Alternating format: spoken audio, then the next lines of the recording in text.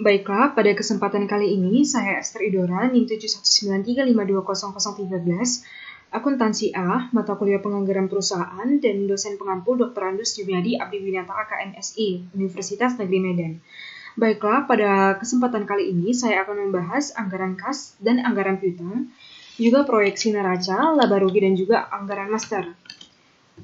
Yang pertama, saya akan membahas anggaran kas. Adapun subpokok bahasannya adalah arti, tujuan, manfaat, dan faktor yang mempengaruhi anggaran kas.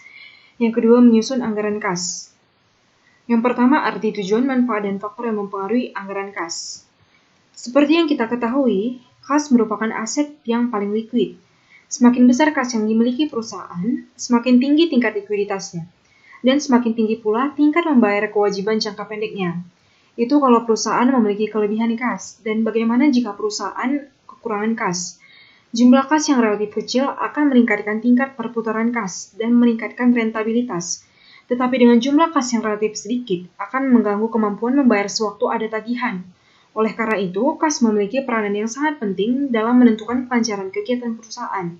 Oleh sebab itu, perusahaan perlu menyusun anggaran kas. Anggaran kas ini sangat penting karena anggaran kas ini menunjukkan perubahan kas dan memberikan alasan mengenai perubahan kas tersebut dengan menunjukkan arus kas masuk sebagai sumber kas dan arus kas keluar sebagai arus kas dibelanjakan, sehingga tampak kelebihan dan kekurangan kas dan saldo kas periode tertentu di suatu organisasi. Adapun tujuan utamanya adalah merencanakan posisi likuiditas sebagai dasar untuk menentukan pinjaman di masa yang akan datang dan investasi yang akan dilakukan.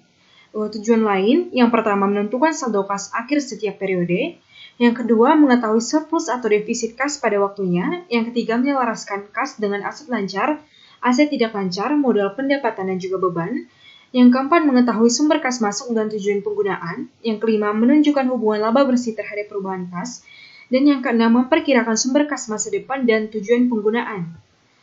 Adapun manfaat anggaran kas yang pertama sebagai dasar yang sehat untuk pemantauan posisi kas secara terus-menerus, yang kedua sebagai dasar pengambilan keputusan pinjaman jangka pendek atau jangka panjang, yang ketiga sebagai dasar kebijakan pemberian kredit, yang keempat menentukan kemampuan perusahaan membayar dividen, yang kelima meningkatkan kemampuan membayar kewajiban jangka pendek, dan yang keenam memperkuat posisi penawaran.